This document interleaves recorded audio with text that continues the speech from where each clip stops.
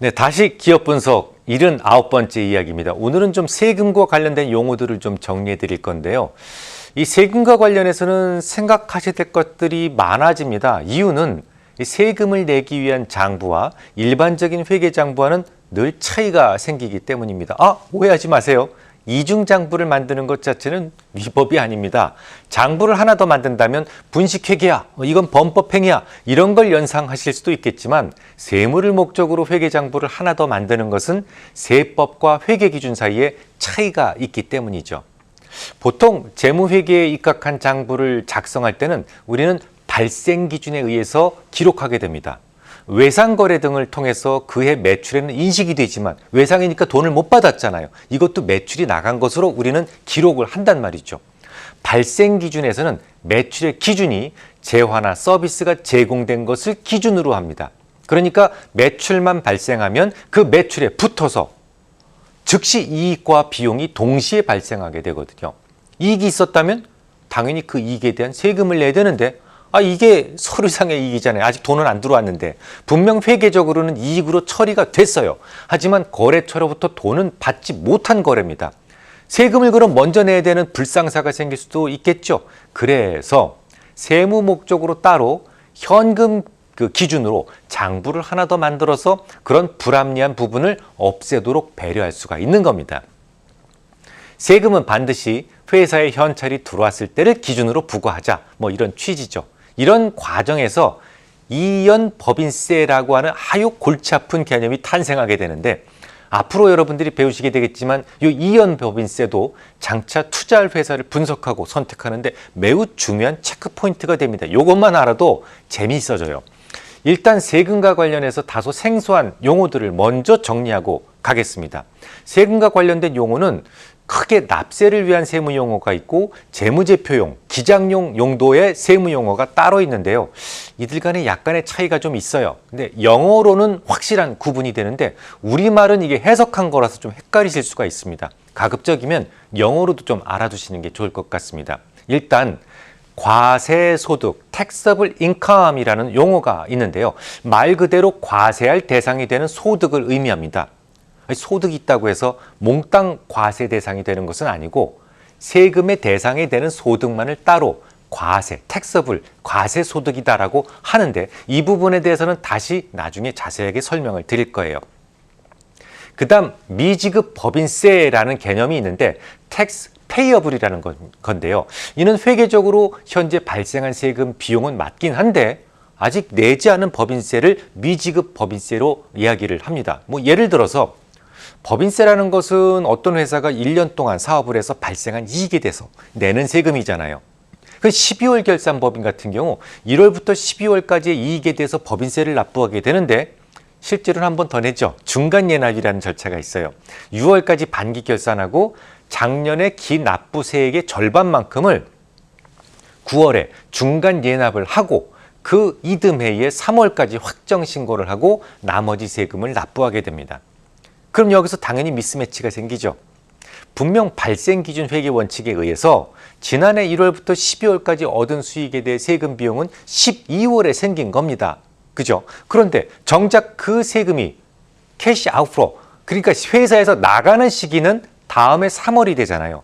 이처럼 내야 되는 세금을 미지급 법인세라고 정의를 해두고 부채로 기장을 해서 잡아두는 겁니다.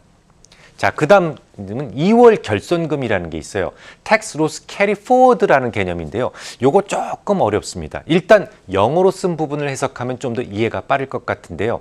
Tax Loss라고 하는 것은 세금 공제를 위해서 설정하는 자본 손실을 의미합니다. Carry Forward라고 하는 것은 다음 분기로 이월되었다라는 것을 의미해요. 자, 이걸 풀어서 모두 해석을 하면 다음 분기로 이월된 자본 손실금이라는 게 됩니다. 조금 쉽게 예를 들어 볼까요? 자, 어떤 회사가 어쩌다가 무지막지한 손실을 봤습니다. 그럴 수 있잖아요. 가정을 한번 해보면 지난 2008년도 미국의 은행들을 생각하시면 되겠죠. 리만 브라더스가 부도가 나는 바람에 순수 자기자본 비율이 작은 회사들은 엄청난 손실을 보게 됩니다. 결국 자본금마저 까먹게 됐죠.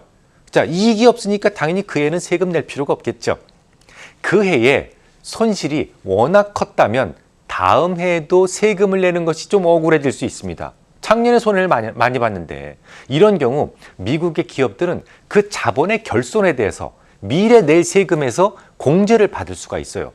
그 공제 받을 수 있는 권리를 뭐라고 해요? 이월된 결손금이라고 하는 겁니다. 그러니까 손실이 너무 커서 이익과 상계하고도 손실이 더 컸다면 차차기로 그 손실을 계속 이월시켜서 그 다다음 해에 내야 될 세금에서도 다 공제를 받아두자라는 취지입니다. 예를 들어 작년에 1억 원의 손실이 이월돼서 넘어왔다고 가정한다면 올해 1억 2천만 원의 이익을 보았다고 하더라도 작년에 손실 본 것을 제하고 2천만 원에 대해서만 실효법인세율로 계산해서 세금을 내면 끝난다는 얘기죠. 근데 요걸 몇 년이나 이월해 주느냐? 미국에서는 무려 15년 동안이나 이월이 가능합니다. 자, 그러면 미국의 은행들은 금융위기 이후 최대 손실을 봤어요. 그러면 15년 동안 세금 한 푼 없이 영업할 수 있다는 얘기가 되겠죠. 요거 굉장히 재밌죠. 자, 당시 금융위기에서 일약 스타가 되었던 존 폴슨이라는 사람이 요걸 잘 알고 있었어요. 그래서 지난 2008년도 주가 폭락기에도 수익을 냈고 주가가 드라마틱하게 상승을 시작했던 2009년도에도 물론 엄청난 수익을 냈습니다. 근데 2009년도에 그가 투자한 종목이 뭐였을까요? 대부분 은행주였습니다. 그는 2008년도 주가가 하락했을 때 은행주에 대한 매도 포지션을 구축했었고 2009년도에는 반대로 은행주들에 대해서 매수 포지션을 전환시켜서 큰 수익을 낼 수 있었죠. 이런 특출난 성과로 인해서 그의 연봉은 사상 최고치인 6조 원 수준까지 올라가게 됩니다. 이 6조 원이 평생 번 게 아니라 1년 번 게 그렇다는 거예요. 좀 살짝 배가 좀 아프시죠? 그가 미국 금융주들에 대해서 매수를 통해서 수익을 낼 수 있었던 건 어떤 거였습니까? 미국의 은행들이 요 2월 결손금, 캐리포워드를 통해서 향후 이익에 대해 세금 한 푼 안 내도 된다는 계산이 있었을 겁니다. 평상시와 비슷한 수준의 수익을 냈다고 하더라도 요 2월 결손금의 작용 때문에 당분간 이익은 엄청나게 크게 잡힐 수밖에 없었을 테니까 말이죠. 2월 결손금에 대해서 우리나라는 어떨까요? 미국에 비해서 매우 좀 박한 편입니다. 최근에 조금 개편하려는 노력을 보이고는 있지만 제한도 많고 자격 기준도 까칠합니다. 실제 예를 한번 들어볼까요? 자, 하이닉스의 지난 2008년도 손실이 엄청나죠. 미국 같으면 캐리포워드가 적용될 만도 한데 그 당시에는 이런 법이 있었어요. 3년간 평균 단기순이익이 플러스라서 한 번이라도 세금을 낸 기록이 있어야만 그만큼만 인정을 해줬습니다. 근데 당시 하이닉스는 엄청 어려웠던 시기였어요. 당시 마이너스였기 때문에 자산으로 인정받지 못하게 됩니다. 정말 그런가 확인해 볼까요? 자, 보시면 맨 아래 이연 법인세 자산으로 인식하지 아니하였습니다. 인식하지 않은 건지 인식하지 못한 건지 아무튼 그렇게 나오죠.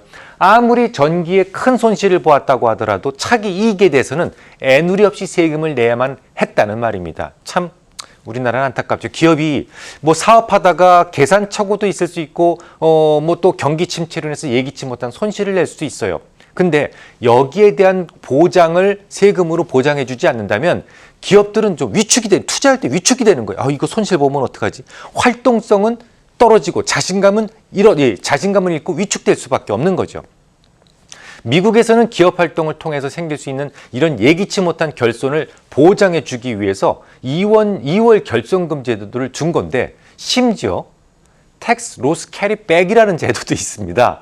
자, 15년 동안 세금을 안 내도 되는데 이것만 가지고는 도저히 감당될 수 없을 정도의 더 큰 손실을 봤다면 미리 낸 세금도 땡겨서 돈을 개원해 주겠다라는 거예요. 예를 들어서 어떤 회사가 지난 5년간 매년 1억 원씩의 이익을 내다가 올해 잘못해서 10억 원을 까먹었어요. 그러면 앞으로 낼 세금에서 재주는 게 아니라 이미 낸 세금부터 세무서로부터 5년치까지 무려 5년치까지 땡겨올 수 있는 거죠. 미국의 세무서에서는요, 기납부된 세액에 대해서 반환해 줄 때 정말 기꺼이 개원합니다. 두말 없이 개원합니다. 근데 우리나라에서는 캐리백은 턱도 없는 줄이죠. 아무튼 2월 결손금 역시 아주 중요한 컨셉이에요. 투자하면서 예를 들어서 최근 3년간 경상이익이 플러스가 난 회사가 손실을 봤어요. 그 때문에 주가가 하락을 했는데 이게 구조적 결함이 아니었고 또한 결손금이 다음 회기로 2월 될 수 있다면 그런 종목을 노릴 수 있다는 거죠. 적어도 다음에는 어떻게 될까요? 세금을 덜 내거나 안 내고도 장사를 할 수 있다는 얘기입니다. 이익이 확고하게 커진다는 점을 여러분들이 확신하실 수 있다면 중요한 투자의 기회가 될 수 있어요. 다음 주에 뵙겠습니다.